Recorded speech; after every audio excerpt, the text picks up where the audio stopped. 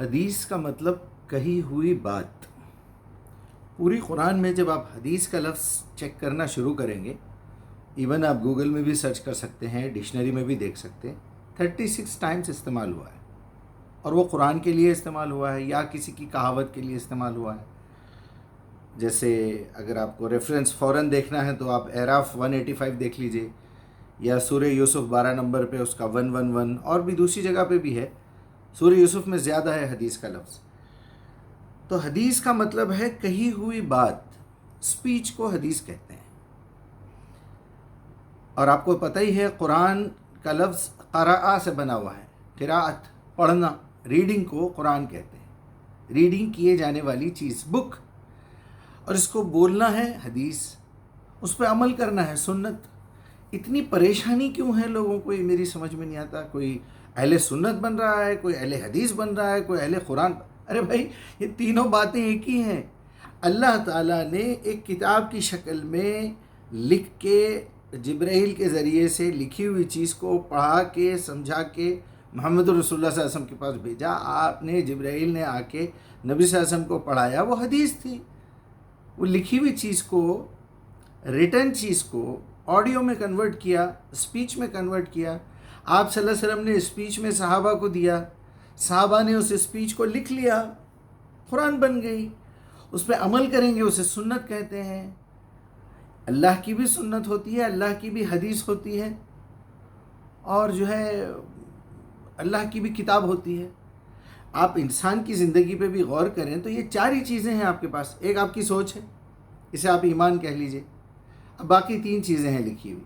ایک آپ کا قول ہے کہ آپ نے جو بات کی، دوسرا کیا ہے، آپ نے اس پہ عمل کیا، تیسرا کیا ہے، آپ نے اس کو لکھ لیا۔ دیٹس آل، یہی ہوا نا۔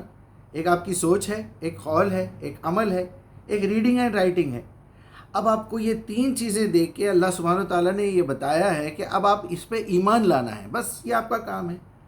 اس کے لیے بھی اتنی آسانی کر دی، اتنے کلوز دے دیے، اتنی ہیلپ کر دی آپ کی کہ دیکھو، آپ کے کانوں سے، آپ کی آنکھوں سے، آپ کے دماغ تک کوئی بات کا پہنچنا، دماغ سے دل تک پہنچنا، یہ میرے ہاتھ میں رکھ دیا ہوں میں۔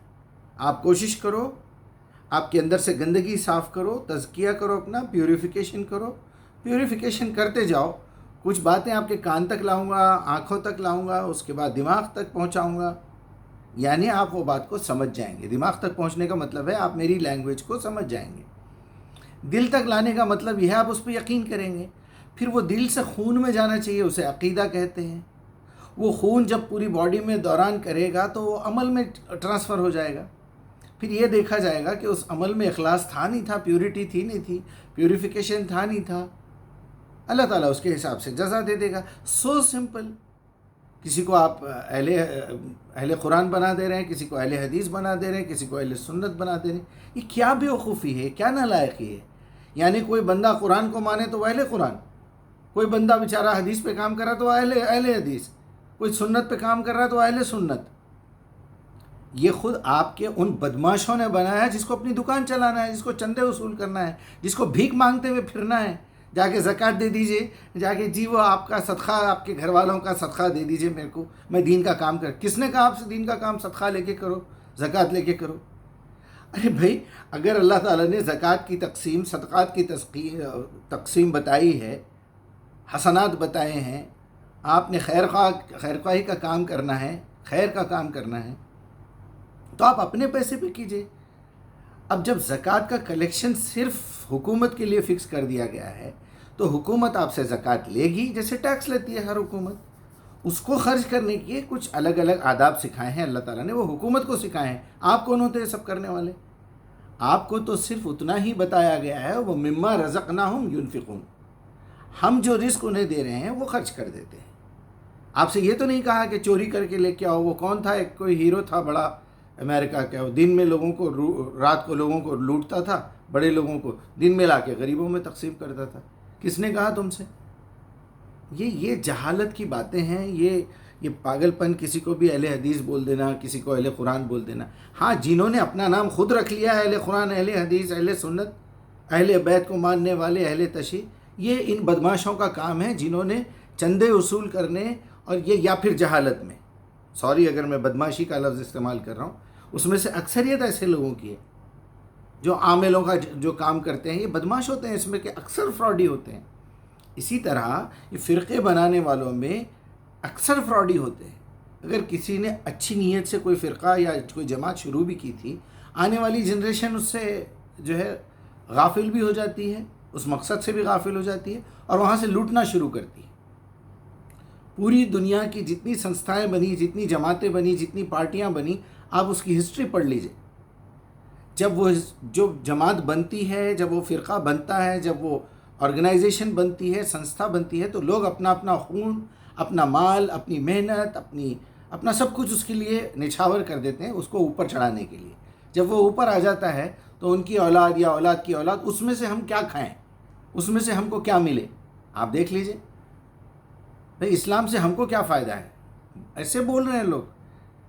اسلام کے لیے آپ کو اپنی جان دینی ہے، اپنا مال دینا ہے، اپنا وقت لگانا ہے، ورنہ آپ مسلمان کہاں ہیں، انسان کہاں ہیں؟ پھر آپ ناشکرے ہیں بیسیکلی۔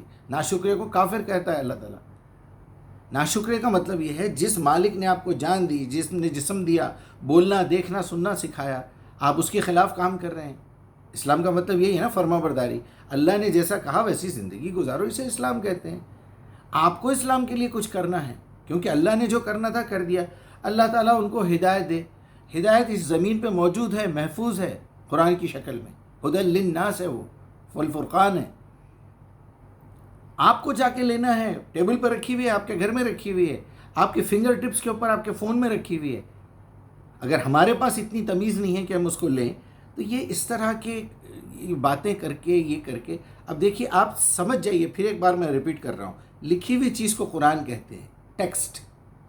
ریڈنگ آپ کو پتہ ہی ہے، پڑھنا، اس کو حدیث کہتے ہیں، بولنا حدیث ہے، اس میں عمل کرنا سنت ہے، اور اس پہ یقین کرنا ایمان ہے۔ ابھی اور کیا آسان بتاؤں، بتائیے۔ چلیے اللہ تعالیٰ سے یہ التجا ہے کہ کم سے کم ہمارے لوگوں کا اتنا ذہن کھلے کہ کچھ زبان سے بولتے ہوئے ان کو کچھ شرم بھی نہیں آتی، کچھ احساس بھی نہیں ہوتا کہ ہم کیا الفاظ استعمال کر رہے ہیں۔ کہاں جا رہے ہیں جناب؟ تو میں آٹا پسانے جا رہا ہوں۔ ارے بھائی گیہوں پسانے جا رہا ہوں بولیے نا۔